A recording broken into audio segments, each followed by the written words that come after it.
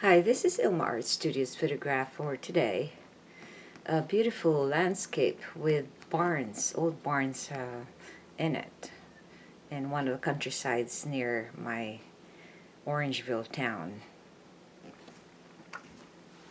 Hi, check my website at ilmaarts.com for more artworks and photographs. Today I'd like to share Romans 8 verse 9. It says, "You are controlled by the Spirit if you have the Spirit of God living in you." And remember that those who do not have the Spirit of Christ living in them do not belong to Him at all. Here's my poem. When God's Spirit lives in you.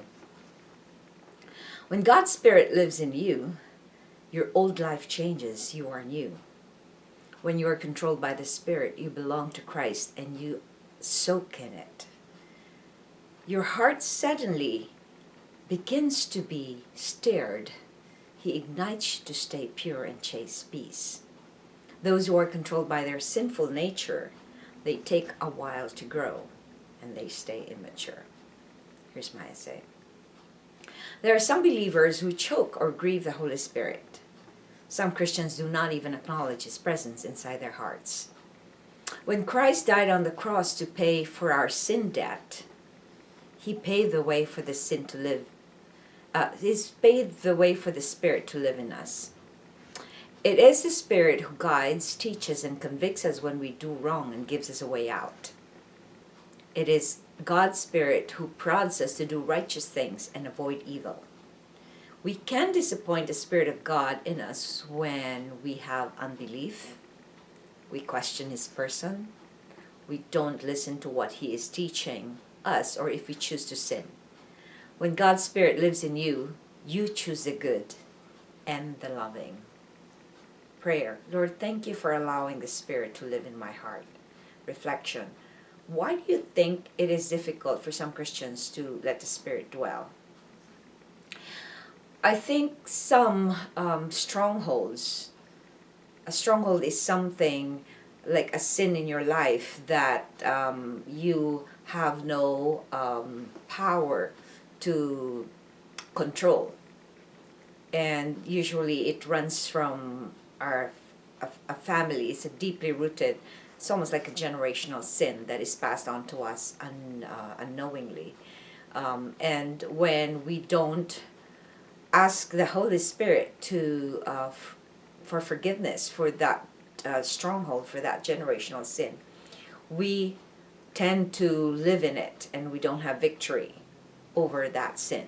So one of the ways that we will not allow the Spirit to dwell in our lives is when we live in these strongholds, because God has already gave His Son to us so that we will be freed from all our bondages. But if we live in bondage, if we live in sin, if we live in these weaknesses that that is infesting our life, then we are not actually acknowledging the sacrifice that Christ did for us on the cross. So another way that is some difficult for some Christians to believe this is because we are carnal, we are very limited. We don't see the Spirit, so it's hard for us to understand something we don't see. We're very visual. We want to see what's going on.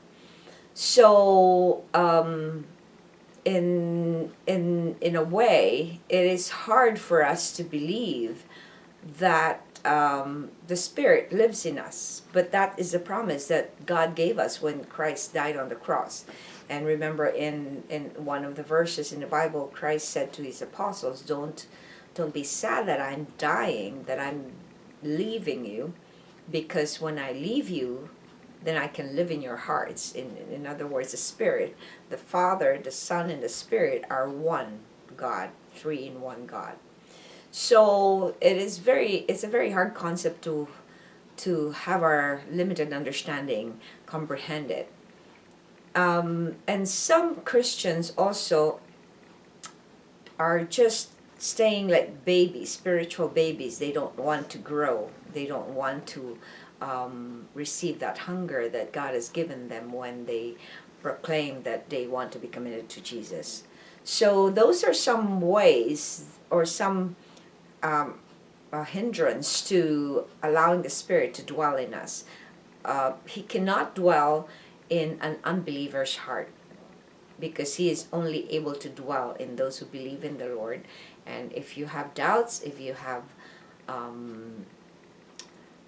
rebellion, if you have all these things that does not jive with God's will, then the Spirit cannot live in you. Thanks for watching, and I hope you check my website at ilmaarts.com for more artworks and photographs. If you're in Canada, I hope you're enjoying this thaw day, which is almost like a +2 or +3 today.